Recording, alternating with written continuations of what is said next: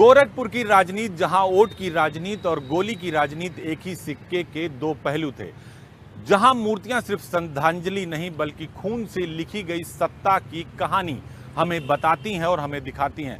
शुरुआत भी हमने जिन दो मूर्तियों से की थी, रंगनाथ पांडे और रविंद्र सिंह से, अब उसी से आगे बढ़ती है गोरखपुर के रक्त चरित्र की वो कहानी जो ना गोरखपुर भूलेगा ना ही उत्तर प्रदेश भूलेगा, क्योंकि जो राजनीति का अपराधीकरण हुआ उसने राजनीति, लोकतंत्र की खूबसूरती और पहचान को ही बदल डाली।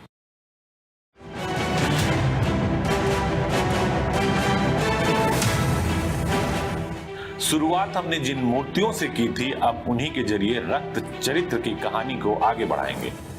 इस कड़ी में पहली हत्या 1978 में कौड़ीराम में जनता पार्टी के तत्कालीन विधायक बने रविंद्र सिंह की। रविंद्र सिंह लखनऊ और गोरखपुर में विश्वविद्यालय में शासन के अध्यक्ष रह चुके थे। दबंगई का सिक्का लखनऊ से लेकर गोरखपुर तक चल रहा था। जयप्रकाश नारायण के आंदोलन में और उन्हीं के आह्वान पर आपातकाल के खिलाफ लड़ाई लड़ रहे थे। 1977 में विधायक भी चुने गए। रविंद्र सिंह की हत्या का मुकदमा चिल्लूपार से कांग्रेस विधायक हरिशंकर तिवारी पर दर्ज हुआ।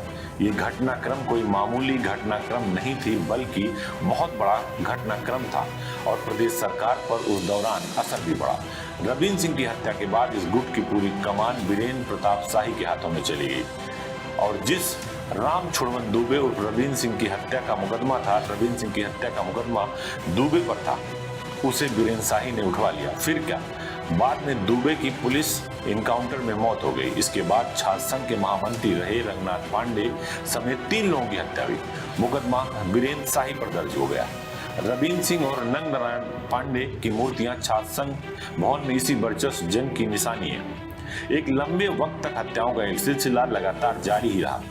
मार्च 1995 में गोरखपुर कचहरी में ब्लॉक प्रमुख सुरेंद्र सिंह की हत्या हो गई। मारने वाले प्रदीप सिंह के साले विपिन को सुरेंद्र सिंह के बेटे ने मार डाला। जवाब में सुधीर सिंह के भाई चंद्रविजय सिंह की भी कचहरी में हत्या कर दी गई।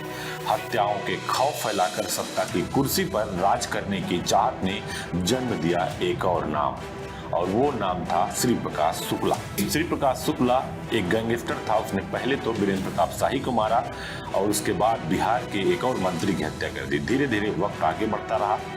श्री प्रकाश शुक्ला ने मुख्यमंत्री उस समय के कल्याण सिंह की हत्या की सुपारी ले ली, उसे भी मार गिराया गया। मगर सबके सरपरस्त या तो राजनीति में थे और अमरमणि त्रिपाठी जैसे अपराधी तो सीधे राजनीति में आ गए थे। अमरमणि जेल में, अमरमणि विधानसभा में। वैसे जेल में चुनाव जीतने की शुरुआत तो हरिशंकर तिवारी और वीरेंद्र प्रताप शाही से हुई थी, जो परंपरा बदस्तूर उनके चेले चपाटों ने जारी रखी।